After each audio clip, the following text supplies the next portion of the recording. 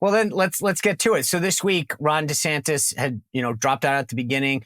Trump wins in New Hampshire. He's making this big call for everyone to coalesce around him.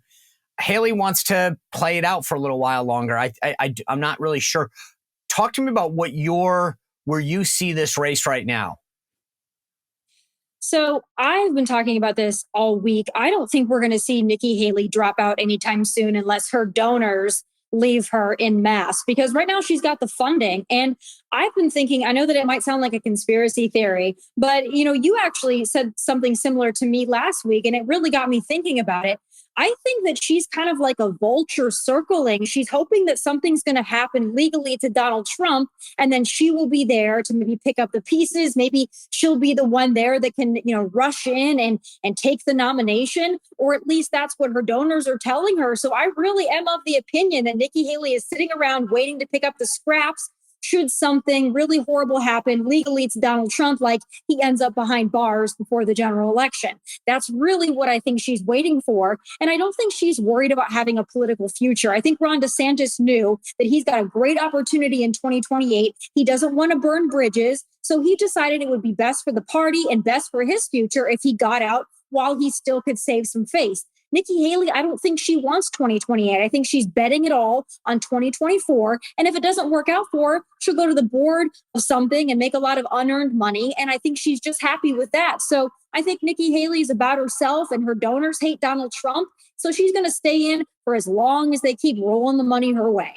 You think maybe the concern with that's happening at Boeing, she went, I don't know that I even have a board to go back to anymore. So maybe I just have to stick this out. I think she thinks that the more she raises her name ID and the more coveted she is, maybe she can get some speaking gigs. I mean, she really does follow in the pathway of Hillary Clinton. There's a lot of similarities between the two. They're both, in my opinion, just very self-involved and indulgent. And we know Hillary Clinton, she still gets the speaking fees and the opportunities to do the little podcast shows and all that. And I think Nikki Haley saw that model, and she's thinking that she can go that way. I'm just hoping when she eventually does drop out, she doesn't blame being a woman, because that would really just end it. She would round all the bases there. She's already claimed that she's experienced racism for being brown, and now it's going to be because she's a woman. So falling right in the path of Hillary Clinton, I wouldn't expect anything else. You brought up Ron DeSantis. When he dropped out, he made it clear that he thought Donald Trump was the right candidate to get behind, that the people wanted to see a second term. And I think to some degree, whether people agree or disagree, I think that the thinking was about 2028, as you point out. Do you think, though, that the people that were backing Ron DeSantis, by and large, are ready and willing to get behind Donald Trump? Because the media narrative is already shifting to, well, will everybody get behind Trump now? And how many people are still out lying? I see it that I think people have said, okay, I had my say, or DeSantis made his run. It was clear that it wasn't there, or his time. But there seems to be a narrative now about whether or not the party is going to coalesce around Trump or not. I think so. I think that social media is a bad representation of any support group, whether it be for Donald Trump or for Ron DeSantis, because you do have those really passionate DeSantis supporters out there, and of course the very passionate Trump supporters out there, and they've been sparring, of course, for the last 6 months because they prefer one candidate over the other. But when you boil it down, Trump supporters and DeSantis supporters, they are all America first. They all want what's best for the country. They all despise what Joe Biden and Democrats have done to their country. Some people that support Ron DeSantis just thought he had an easier pathway to the White House because he hasn't been indicted 4 times. I was one of the people that kind of fell into that bucket. But we still, and I think I speak for most of DeSantis supporters when I say we still support Donald Trump. We still think Donald Trump would be an excellent president. We were a little worried about getting there and the path to get there, given everything. But I think that you're going to see DeSantis supporters, whether some of them on social media are still salty or not, they're still going to galvanize around Donald Trump. Certainly not Nikki Haley, and certainly not a Democrat. So I think right now you have people that just have some sour grapes that they got to get over. And I also hope that the Trump supporters that were really vicious to the DeSantis supporters, I hope that they give that up as well, because it just isn't helpful on either side. We're all on the same team. Now we just have to focus on what's going to be what I still believe is going to be a challenge to get back to the White House.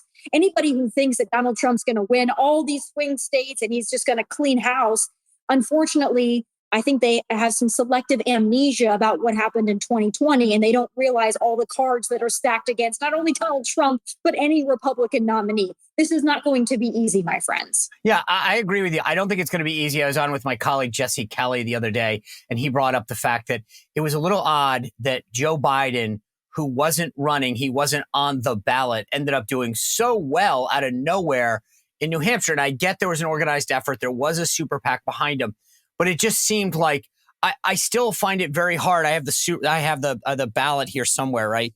I've been showing this all week long. That's the Republican one. This is the sample ballot. And they had asked people to go all the way down to the bottom, fill out a bubble, and write Joe Biden's name on it. And what I thought was weird is at 8:01, when the last polling place closed in New Hampshire, immediately they declared Joe Biden the winner. Now, was it likely? Yeah, sure. But here's the problem. And this is what I thought was so fascinating. Not one member of the media had seen a single ballot. And what I talked to Matt Mowers, who lives up there, he's run for office twice in New Hampshire. He said it's going to take a little bit longer on the Dem side because, look, they got 21 candidates on this ballot, right? One of them was Dean Phillips, that Minnesota congressman that was actually making an effort to get out there and campaign. And that the clerks were going to have to go through each ballot and look at the write-in, makes sense, and say, okay, what did the person write? I assumed it was going to take a little bit of time. I've been doing elections for 30 years. And yet at 8:01, Joe Biden's the winner, according to the media. And the point that Jesse was making is that if they can make that happen that quick for an effort where he wasn't on the ballot, what else do they have up their sleeve? And how much is the media this time going to do a Russia hoax, a Hunter Biden laptop, whatever? But I think you're on to something. What is the next iteration of Russia, Hunter Biden that the media is going to do this time?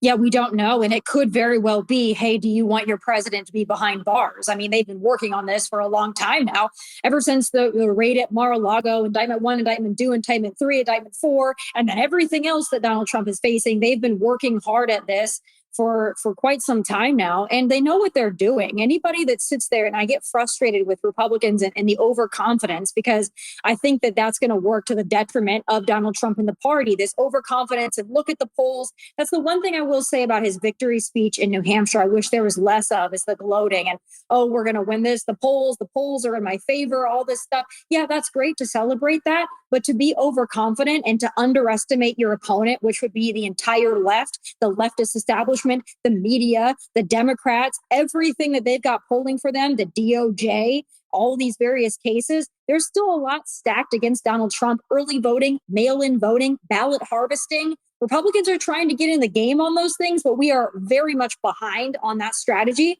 So the overconfidence, I don't think is healthy, and I don't think that it's productive for the movement.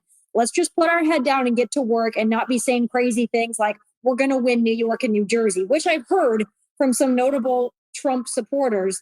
I just don't think that helps to put that out there. Let's just be a little more realistic and get to work. Yeah, there's 97 electoral votes in the 8 states that are in play, right? Your Pennsylvania, Michigan, Wisconsin, North Carolina, and New Hampshire.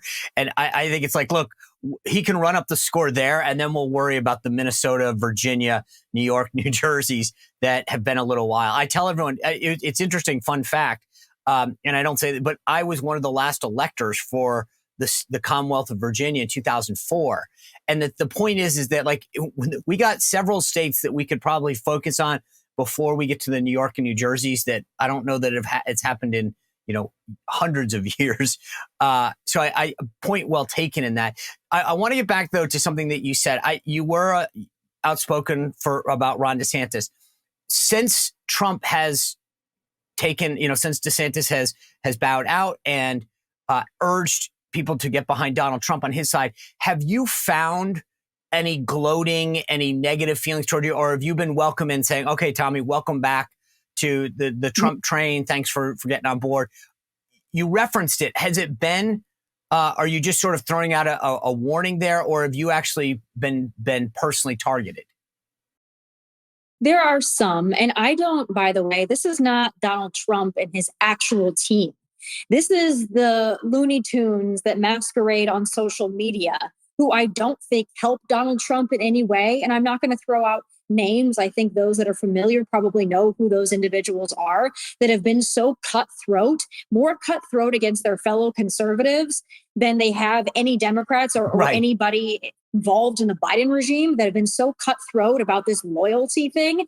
And I tell them up, down, right, and left, I was one of the early Trump supporters when it wasn't cool to be a Trump supporter. I sat there in my days at the Blaze as the only one in that building that was a Trump supporter that got laughed at and mocked by my own boss, Glenn Beck, for being a Trump supporter. I have been a Trump supporter.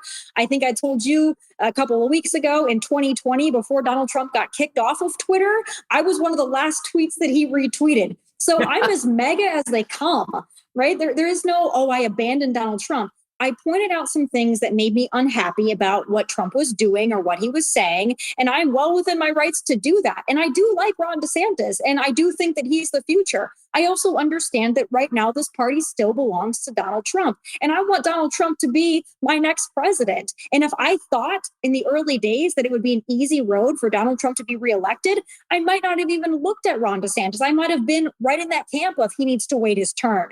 But I was concerned and still am concerned about getting back into the White House and having an America First president. And I thought maybe Ron DeSantis had an easier pathway to get there.